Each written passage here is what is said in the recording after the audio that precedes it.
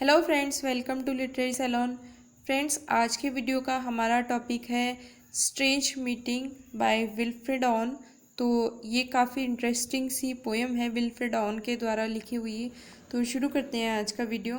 सबसे पहले हम पोएम के बैकग्राउंड को देख लेते हैं। तो पोएम जो है ब्रिटिश पोइट विल्फ्रेड ऑन ने लिखी थी, जो कि फर्स्ट वर्ल्ड वॉर में खुद भी एक सोल्जर रहे हुए हैं। इन्होंने इस पोएम को 1918 में कंपोज किया और इसको 1919 तक पब्लिश नहीं किया जा सका और तब तक उनकी डेथ हो चुकी थी।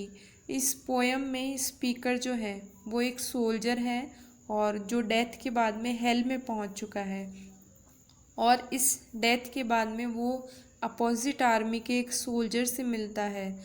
वो सोल्जर उस फर्स्ट सोल्जर को बताता है कि उसी ने सेकंड सोल्जर को मारा था। पोएम जो है वो पेसिमिस्टिक टोन में लिखी हुई है और ये बताती है कि ह्यूमन बींग्स जो हैं वो कैसे इस वर्ल्ड में मैसेकर कर रहे हैं, यानी कि वर्ल्ड वॉर की जितने भी इम्पैक्ट्स हैं और डिटेलिंग है वो इस पोएम में बताई गई है। जो बॉर्डर्स पे वॉर के दौरान जो हॉरर चल रहा होता है, यानी कि युद्ध में जितने भी हॉरिबल सीन्स होते हैं, उन सब का इसमें डेपिक्शन दिया हुआ है। जो पोएम है वो ये भी सजेस्ट करती है कि ह्यूमन बींग्स जो है वो कभी भी फाइट करने से पीछे नहीं हटेंगे, लेकिन लास्ट में ये मैसेज भी देती है कि इस वायलेंस को या तो सुलह करके या फिर एकजुट होके ख़त्म किया जा सकता है, कि ख़त्म करने के लिए किसी रीज़न की ज़रूरत नहीं है, तो इस वायलेंस को ख़त्म किया जा सकता है। और इन हॉरिबल सीन्स को दिखाकर ओवन जो है ये बताना चाह रहे हैं कि वॉर जो है वो ह्यूमैनिटी के लिए कितने डेंजरस है। तो हम पोएम की तरफ मूव करते हैं। पोएम यहाँ से शुरू होती है। It seemed that out of battle I escaped down some profound dull tunnel long since scooped through granites which titanic wars have groined. कि ऐसा लगता है मानो मैं किसी बैटल से स्केप यानी कि बच के निकला हूँ, और सम प्रोफाउंड डन टनल, और मैं किसी ऐसी अंधेरी गुफा के अंदर पहुँच गया हूँ कि मैं वहाँ से बचा बैटल से और मैं भागता हुआ या फिर छुपते छुपाते किसी टनल तक पहुँच गया हूँ। और ये टनल जो है उसका डिस्क्रिप्शन वो सोल्जर देता है कि मानो बहुत लंबे टाइम से इसको स्कूप किया हो, यानी कि खुरचा गया हो अंदर से, और ग्रेनाइट्स नाम के जो पत्थर होते हैं उनकी ये टनल बनाई गई है, उनको खोद के ये बनाई गई है। और ये टनल जो है टाइटैनिक वॉर्स यानी कि बड़े बड़े जो युद्ध होते हैं उनके दौरान ये बनाई गई होगी। जो ग्रॉइंड वर्ड है वो हॉलो के लिए, होल के लिए या छेद के लिए आए, जो कि टनल खुद है। आगे, yet also there encumbered sleepers groaned too fast in thought or death to bestirred then. कि मैंने वहाँ पर ये भी देखा कि कुछ स्लीपर्स हैं, यानी कि कुछ डेड सोल्जर्स हैं जो कि ग्रॉन कर रहे हैं, यानी कि पेन में है, सैड है, दुखी है। और टू फास्ट इन थॉट, या तो वो कुछ बहुत ही ज़्यादा सोच रहे हैं या फिर क्या है, बी स्टेड हैं, जिनको इतने ज़्यादा पेन में है कि जिनको उठाया नहीं जा सकता। जो फर्स्ट लाइन में जो एनकम्बर्ड वर्ड जो आया है वो इसलिए आया है कि शायद उन पे कोई मलबा गिर गया होगा जिसके अंदर वो दब गए हैं, तो उनको मूवमेंट करना, उनको हिलाना भी पॉसिबल नहीं है। Then as I probed them, फिर जब मैंने उनको प्रॉप यानी कि हिलाया, उनके मूवमेंट किया, तब वन स्प्रैंग अप, उनमें से एक उठा, and stared with piteous recognition in fixed eyes. कि तब वो उठा और स्टेड, मेरी तरफ वो घूरने लगा, और उसकी आंखों में क्या थी, पिटी थी, दया थी, और रिकग्नाइजेशन, शायद वो मुझे पहचान गया था। Lifting distressful hands as if to bless, कि उसने अपना हाथ ऊपर उठाया जो कि काफ़ी ज़्यादा पेन में था, कि शायद उसको वॉर के दौरान काफ़ी चोटें लगी होंगी, तो इसकी वजह से उसका हैंड जो है काफ़ी पेन कर रहा था। और उसने हाथ ऐसे उठाया कि मानो वो मुझे ब्लेसिंग्स दे रहा हो। एंड बाय हिज स्माइल, और उसकी स्माइल को देखकर, I knew that sullen hall, कि मैं उस सलन हॉल को, उस ग्लूमी जगह को रिकॉग्नाइज कर चुका था, पहचान चुका था। By his dead smile I knew we stood in hell. और उसकी जो डेडली स्माइल थी या हॉरिबल स्माइल थी, उसको देखकर शायद मैं समझ गया था कि हम हेल के अंदर खड़े हैं। तो पोएट जो है या स्पीकर जो है यहाँ पर बता रहा है कि जो पीपल है वहाँ पर, वो एग्जैक्ट में कोई पीपल ना होकर क्या है, स्पिरिट्स है। जो सोल्जर्स वॉर के दौरान मर चुके हैं, उनकी स्पिरिट्स है, उनकी घोस्ट हैं जो वहाँ पर घूम रहे हैं, और वो वापस से वही डेपिक्शन दे रहे हैं हॉरिबल सीन्स का, या अपने पेन का, या अपने ग्लूमीनेस का वहाँ पर डेपिक्शन दे रहे हैं। तो जो सेकंड लास्ट लाइन है और लास्ट लाइन है, उसमें डायाकॉप हमें देखने को मिलेगा, यानी कि एक ही वर्ड का बार बार में अलग अलग तरीके से रिपीटेशन। तो स्माइल वर्ड का रिपीटेशन हमें देखने को मिल जाएगा। और जो पैरेलिज्म है तो वो हमें लास्ट दोनों लाइंस में देखने को मिलेगा। जो लास्ट वर्ड्स हैं हॉल और हेल, दोनों सिमिलर वर्ड्स हैं। तो यहाँ पर ये वाला स्टैंजा फिनिश होता है। आगे देखते हैं। With 1,000 fears, that vision's face was grained, yet no blood reached there from the upper ground। कि जो विज़न या जो सोल्जर उठा था, तो उस घोस्ट के फेस को देखकर मैंने समझा कि उसके फेस पे बहुत सारे फियर्स यानी कि डर थे, और नो ब्लड रीच देयर, और वहाँ पर कोई भी ब्लड नहीं पहुँच रहा था। कि ग्राउंड, जो ऊपर ग्राउंड था, उससे कोई भी ब्लड नीचे तक नहीं पहुँच पा रहा था। और नो गन्स थम्ड, और कोई गन शॉट की आवाज़ भी वहाँ पर नहीं सुनाई दे रही थी। और डाउन द फ्लूज मेड मॉन, और वो गन शॉट्स की वजह से जो चिमनीज़ होती हैं उनमें कोई भी चिंगारी या कोई भी मॉर्निंग साउंड नहीं सुनाई दे रहा था। कि जो चिमनीज़ होती हैं उनमें भी हॉलो जैसी शेप होती है, जिसकी वजह से जो गन शॉट्स हैं उनकी साउंड सुनाई देती है, रिफ्लेक्ट करती है, तो वो भी मुझे नहीं सुनाई दे रही थी। स्ट्रेंज फ्रेंड आई सेड, तो पोइट जो है वहाँ पर बुलाते हैं उसको, स्पीकर जो है वो सेकंड एनिमी जो है उसको बुलाते हैं स्ट्रेंज फ्रेंड, कि तुम मेरे बहुत अजीब से दोस्त। Here is no cause to mourn, कि यहाँ पर दुख करने का या रोने का यहाँ पर कोई भी रीज़न नहीं है। तो यहाँ पर लास्ट जो लाइन है स्ट्रेंज फ्रेंड, उसमें अपोस्ट्रॉफी हो जाएगी जब जो फर्स्ट सोल्जर है वो अपने एनिमी को बुलाता है या एड्रेस करता है। आगे देखते हैं।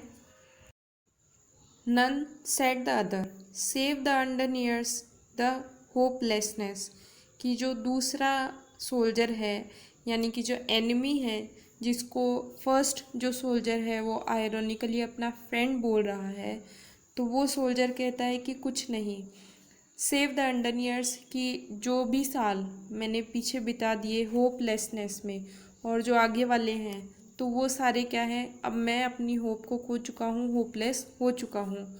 What ever hope is yours was my life also, कि जितनी भी होप तुम अपनी लाइफ से रखते थे, तो वही होप मेरी लाइफ से मैं भी रखता था। I went hunting wild after the wildest beauty in the world, कि मैं इस वर्ल्ड में हंट करना चाहता था, यानी कि घूमना चाहता था, एक्सप्लोर करना चाहता था वाइल्डेस्ट थिंग्स को और वाइल्डेस्ट ब्यूटी को इस वर्ल्ड में, विच लाइज नॉट काम इन आइज और ब्रेडेड हेयर।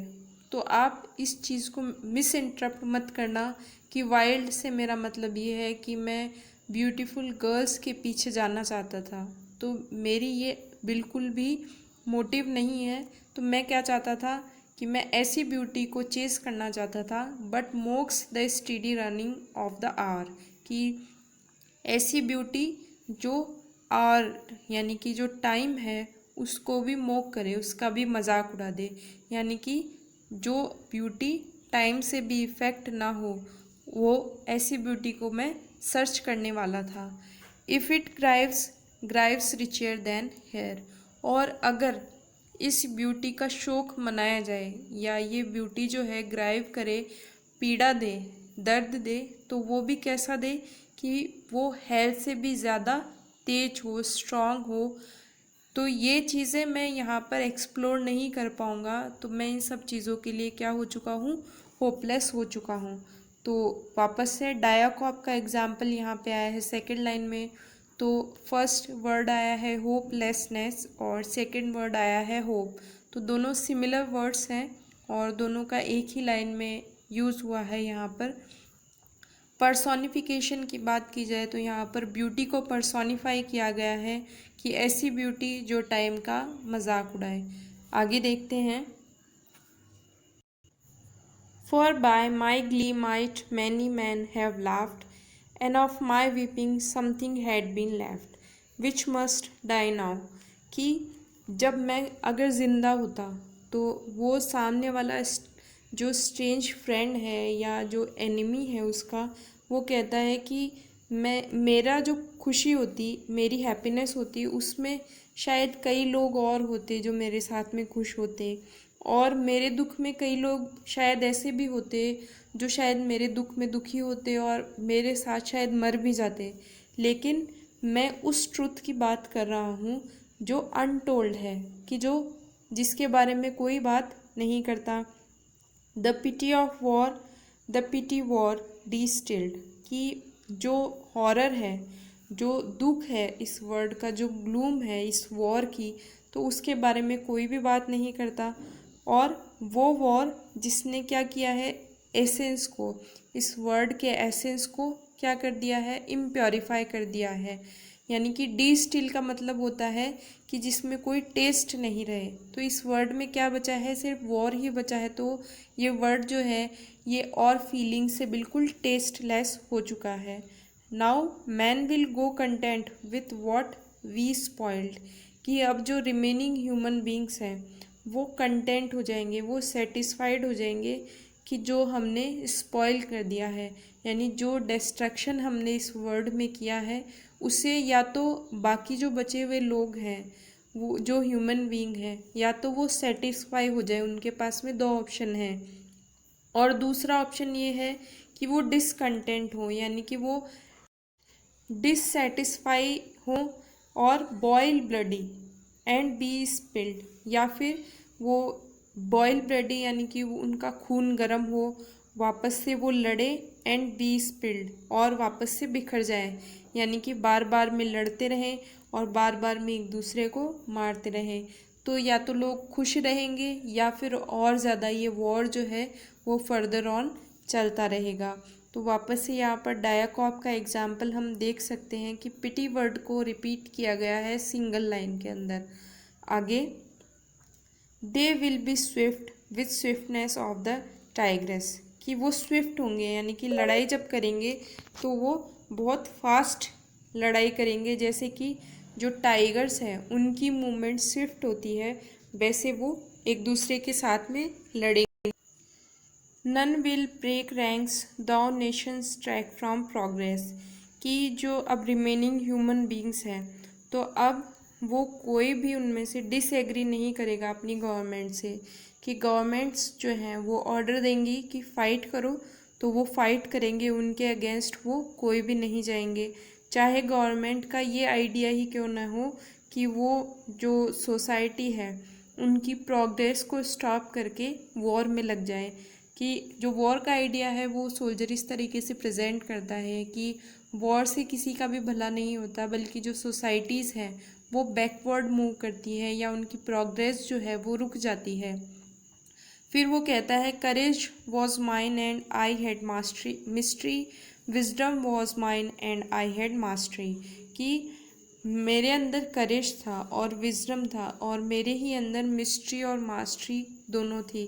कि मैं हर तरीके से सोच सकता था और उस करेज की वजह से और विजडम की वजह से मेरे अंदर क्या आ गई थी, मास्टरी। यानी कि हर एक चीज़ को मैं बहुत स्किलफुली कर सकता था और बहुत दिमाग से सोच समझ के उन चीज़ों को इम्प्लाई कर सकता था। तो अब वो स्पीकर कहता है, to miss the march of this retreating world into vain citadels that are not walled. कि मैंने अपने करेज और विजडम से ये किया कि मैंने मिस कर दिया इस वर्ड को जो कि रिट्रीट करने वाला था, यानी कि वापस से उसी जगह पे जाने वाला था जहाँ पर कोई सीटाडेल नहीं होते, यानी कि कोई किले नहीं होते और उनके चारों तरफ कोई भी वॉल्स नहीं होती। जब सभ्यताएं ख़त्म होने वाली थी तब मैंने क्या किया, मैंने अपनी मास्टरी दिखाई, मैंने अपनी स्किल्स दिखाई और मैंने क्या किया, जो जितनी भी सोसाइटीज़ थी उनका जो मूवमेंट था, उनकी जो प्रोग्रेस थी, उनको रोक दिया। तो फिर से डायाकॉप और पैरेलल एग्जाम्पल यहाँ पे देखने को मिल जाएंगे हमें कि मिस्ट्री और मास्टरी है, और माइंड के एग्जाम्पल आए हैं यहाँ पर, स्विफ्ट और स्विफ्टनेस वर्ड आए हैं। तो यहाँ पे हमें दोनों लिटरेरी डिवाइस के एग्जाम्पल देखने को मिल जाएंगे। आगे देखते हैं। Then when much blood had clogged their chariot wheels, I would go up and watch them from sweet wells। कि जब जो चैरियट व्हील्स, यहाँ पे सिनेडकी का यूज़ हुआ है चैरियट्स के लिए, कि उनके जो रथ होते थे या जो व्हीकल्स होते थे, जब वो क्लॉग्ड हो जाते थे ब्लड के अंदर, यानी इतना मैसेकर हुआ कि खून जो है वो पूरे अर्थ पे, पूरे लैंड पे फैल गया और उसकी वजह से जो उनके व्हीकल्स थे वो भी बहुत जगह स्टॉप हो गए। तो मैंने उनको क्या किया, उनको वॉश किया प्योर वाटर के साथ में। Even with truths the lie too deep for taint, और मैंने उन लाइज को भी क्लीन किया जो ट्रूथ के साथ में बहुत रेयरली क्लीन हो सकते थे। I would have poured my spirit without stint, और मैंने अपनी स्पिरिट को भी उस ड्यूरेशन तक सर्व किया जिस ड्यूरेशन का कोई फिक्स टाइम ना हो। But not through wounds not on the cost cess of war, कि लेकिन मैं ये नहीं चाहता था कि कोई भी लोग वोंडेड हों या कोई भी वॉर की कॉस्ट हो, यानी कोई भी चीज़ ऐसी ना हो जिससे ये वॉर फिनिश हो जाए। Foreheads of men have bled where no wounds were, कि अब जो ह्यूमन बींग्स इस वॉर का पार्ट नहीं थे, इस बैटल का पार्ट नहीं थे, अब वो भी वोंडेड हो चुके हैं। कि चाहे वो फिज़िकल वोंडेड हो या ना हो, फिज़िकली उनको चोटें आई हो या ना आई हो, लेकिन वो मेंटल ट्रॉमा से यहाँ पर गुज़र रहे हैं। तो यहाँ पर मेटाफर का यूज़ हुआ है वोंड्स के लिए। तो वोंड्स जो है वो फिज़िकल ट्रॉमा की बजाय मेंटल ट्रॉमा के लिए आया है। और फर्स्ट सिनेडकी का बताया कि चैरियट वॉल्स व्हील्स जो हैं वो चैरियट के लिए यहाँ पर यूज़ किया गया है।